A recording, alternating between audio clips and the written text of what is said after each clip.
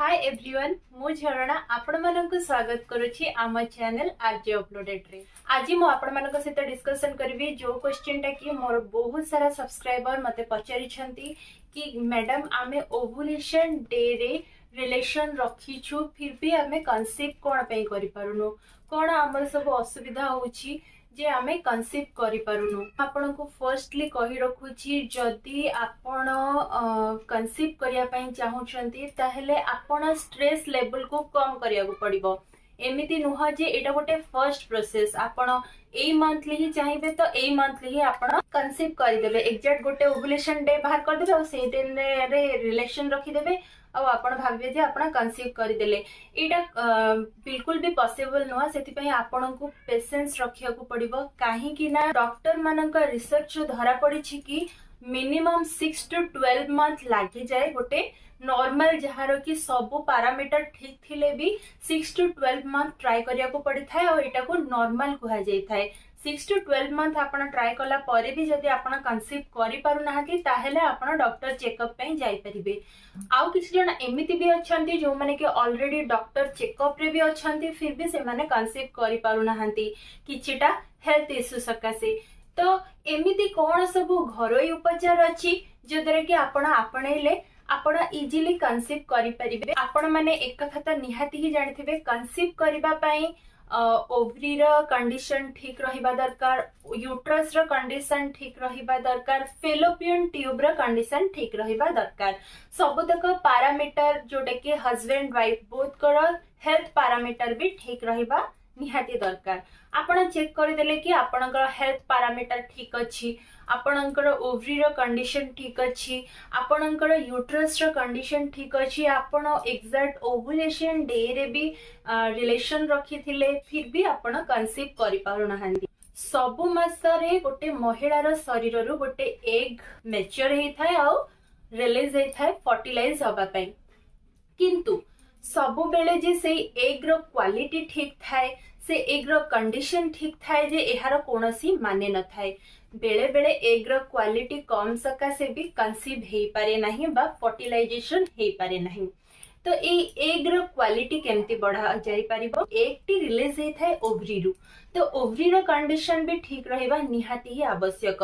बेले बेले ए जो खाद्य पेय हे गलानी ए जो बिजी लाइफ हे गलानी आमे जो आडु सडु खाद्य ग्रहण करूची तो सेथि पय हमर यूट्रस रो भी कंडीशन खराब हे जाउची, ओवरी रो कंडीशन खराब हे जाउची जहार फल स्वरूप पीरियड इरेगुलर होउची। एमती सारा बहुत सारा प्रॉब्लम गोटे महिलार केस रे देखिया को मिलुची। केवल यह नुह कि गोटे महिलार केस रे ही प्रॉब्लम देखिया को मिलुची, उभय पुरुष और महिला दी जनक केस रे प्रॉब्लम देखिया को मिलुची। बेले बेले देखिया को मिले पुरुषर स्पर्म काउंट मोटिलिटी ये सब भी कम हो जाउची जो द्वारा कि स्पर्म वेजाइना थ्रू देकरी यूट्रस थ्रू देकरी फेलोपियन ट्यूब पर्यंत भी पहुंची पारुनी जो द्वारा कि गोटे एग और स्पर्म रा कांटेक्ट हेइ पारुनी और फर्टिलाइजेशन हेइ पारुनी। तो उभय पुरुष एवं महिला दी जण जाक ताकर हेल्थ चेकअप करबा निहाती आवश्यक। पुरुषों को भी किछिटा हेल्थ ड्रिंक नबा निहाती ही आवश्यक और ताकर स्पर्म रो क्वालिटी और स्पीड को भी बढ़ेबा पई जहाँ भी सब घरोई उपचार उभय पुरुष एवं नारी दी जण जाक दबा निहाती ही आवश्यक। तेबे मु आपण मानकु कहि दोछि कि कोन कोन एमिति घरोई उपचार अछि जोद्रे कि आपण जदी एहा को आपणैबे आपण इजीली घरे भी आपणकर प्रॉब्लम को सॉल्व करि परिबे। आपण एहा को ट्राई करि देखंतु। प्रथम रे गोटे महिला को तार एब्डोमिनल मसाज करिया को पड़िबो। एब्डोमिनल मसाज को कहा जाय थाए फर्टिलाइजेशन मसाज। फर्टिलाइजेशन मसाज केवल आपण कैस्टर ऑयल यूज करिके करिवे। ई फर्टिलाइजेशन मसाज द्वारा जोटे कि आपण एब्डोमिनल रे करिवे। आपण तो एक कथा निहाती जानिथिबे वजाइना उपरु को यूट्रस अछि, यूट्रस रो दीटा साइड रे फेलोपियन ट्यूब अछि, फेलोपियन ट्यूब रे दीटा ओवरी अछि, दीटा साइड रे दीटा ओवरी अछि। जदि आपण ए सब मसाज रो प्रोसेस एब्डोमिनल रे करूछंती तहेला आपणकर ए एब्डोमिनल पार्ट रे जहा सब अछि यूट्रस हो फेलोपियन ट्यूब हो ओवरी हो तो एथिरे मसाज हवा सकासे बॉडी रे स्ट्रेच लेवल बढ़ी थाए स्ट्रेचिंग ही थाए स्ट्रेचिंग हवा सकाशे बॉडी रे ऑक्सीजन लेवल बढ़ी थाए ऑक्सीजन लेवल बढ़िबा सकाशे बॉडी रे रक्तर संचारण बहुत ही भल मात्रा रे घटी थाए जेहेतु बॉडी रे ऑक्सीजन लेवल बढ़ी थाए से जगह को ऑक्सीजन भल जाई थाए रक्तर संचार भल रे हेई थाए तेणु करी ओवरी रो कंडीशन ठीक रही थाए जोठी की एग रिलीज हेई थाए ओवरी रो कंडीशन ठीक रहिले भल एग टी रिलीज होता है बा एग रो क्वालिटी बढ़ी थाए जदि आपण कैस्टर ऑयल रे मन रखिबे कैस्टर ऑयल छड़ा आपण कोनोसी भी ऑयल यूज करिवेनी काहे कि ना कैस्टर ऑयल ही आपणकर फर्टिलाइजेशन बढ़िबारे हेल्प करि थाए तेबे कैस्टर ऑयल को आपण आपणक एब्डोमिनल रे मैक्सिमम 15 टू 20 मिनिट मसाज करिवे तेबे अनेक महिला माने गोटे भूल कर दियांती फर्टिलाइजेशन मसाज रे से माने कोन करंती कि से माने तांकर पीरियड टाइम रे भी मसाज करंती पीरियड टाइम रे आपण एंती भूल बिल्कुल भी करिवेनी जो पीरियड रो 5 रु 6 दिन ब्लीडिंग हे थाए सेही दिन को आपण स्किप करि देबे तापरे आपण सब दिन करि परिबे नहेले आपण बेस्ट हबो एवरी अल्टरनेट डे रे मंथ रो एवरी अल्टरनेट रे केवल पीरियड रो 5 टू 6 डेज को स्किप करि देकरी जदि आपण फर्टिलाइजेशन मसाज बा कैस्टर ऑयल मसाज करिवे तहले एहा आपणकर ओवरी रो कंडीशन ठीक रखिताय यूट्रस रो कंडीशन ठीक रखिताय और फेलोपियन ट्यूब रो कंडीशन ठीक रखिताय जोथरे की ओवरऑल प्रोसेस टी घटिताय फर्टिलाइजेशन रो जोथि पाई कि गोटे नारीटे गर्भधारण करिथाय एहा सहित से नारी को तांकर नाभि रे किछि मात्रा रे कैस्टर ऑयल पकेया को पड़िबो जोटा कि कनेक्ट हे थाए जेमति कि आपण माने जानिथिबे जते बेले गोटे बेबी बाथ नै थाए तो नाभि रो जत्न बहुत ही नबा को पड़ी थाए तेणु करी नाभि रे बहुत सारा ट्रीटमेंट अछि तेणु करी आपण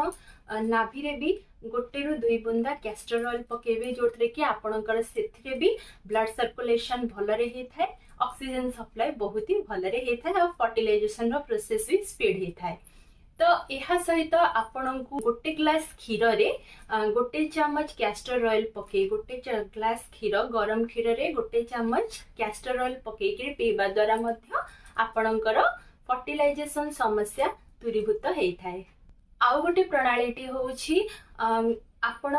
डालचीनी खंडे डालचीनी को गोटे कप पानी रे राति सारा बतुरे की रखिबे सेई गोटे कप पानी दिन रे जोटा रहिला से पानी को आपण क्षीर गोटे कप क्षीर सहित पकेकी भलरे फुटई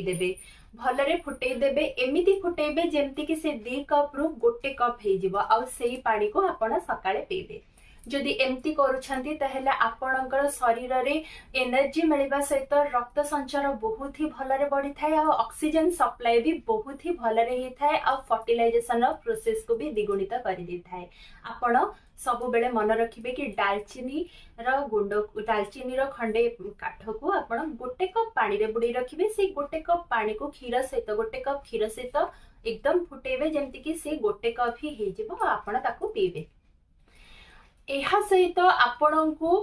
प्राणायाम करिवार अछि बहुत जण जानि नाहांती कि प्राणायाम रो प्रोसेस टी कोन आपण चाहिले यूट्यूब रे जे चेक करि परिबे इजीली आपण प्राणायाम रो वीडियो सब जानि परिबे प्राणायाम रे आपण जदी प्रेगनेंसी माने कंसीव करिया पई चाहू छथि सेति पई बेस्ट प्राणायाम टी होछि अनुलोम विलोम आउ कपालभाति ए दीटी प्राणायाम आपण मस्ट करिबा दरकार उभय नारी और पुरुष ए दीटा जाक प्राणायाम जदि करिवे तहले नारींकर एक क्वालिटी बढ़िबा सहित पुरुष मानकर स्पर्म काउंट भी बहुत भल ही थाए और स्पर्म रा स्पीड भी बहुत भल ही थाए तेबे कोन माने ए मिस्टेक बिल्कुल भी करिवेनी नारी माने कोन करंती एक्साइटेड हे कि सब दिन ही ए प्राणायाम करि थांती किंतु आपण ए पीरियड टाइम रे 5 रु 6 दिन जो पीरियड हे थाए से टाइम रे आपण ए प्राणायाम बिल्कुल भी करिवेनी काहे कि ना आपण जदी पीरियड टाइम रे एटा करिवे तले एटा संकुचन हे कि आपण को अधिक जंत्रणा देबो तेनु करी पीरियड समय रे आपण केबे भी प्राणायाम करिवे नाही 5 रु 6 दिन परे आपण सबुदिन ए प्राणायाम करिवे प्राणायाम आधा घंटा करिवे कपालभाति और आधा घंटा करेंगे अनुलोम विलोम। कन्स्टेंटली जदि आपण एई प्राणायाम बारंबार करि चलिबे विदिन 1 to 2 मंथ आपण गुड रिजल्ट पाइबे। आपणको बॉडी रिलैक्स हवा सहित रिलैक्सिन हार्मोन भी रिलीज हबो जोटा कि आपणकर प्रेगनेंसी पई बहुत ही दरकार ही थाए। बॉडी रे जो गुड हार्मोन गुडा को रिलीज हबो सेटा आपणकर कंसीव करबा पई बहुत ही हेल्पफुल हबो। तेणु करी आपण ए दीटा प्राणायाम सहित मु जो दीटा घरोई उपचार कहली जदि आपण एबे आपण इजीली कंसीव करि परिबे। जदि भी आपणकर किछि एक्स्ट्रा हेल्थ इश्यू अछि आपण ए सब ड्रिंक को यूज कला सत्वे भी आपणकर होनी तले आपण हेल्थ चेकअप पई कोनोसी भी भलो डॉक्टर कर चेकअप नै परिबे। तेबे आजि पई एतिकी पुणी देखाबो आउ एक नुवा इन्फॉर्मेटिव वीडियो सहित। से पर्यंत विदाय दियंतु। रहिली नमस्कार।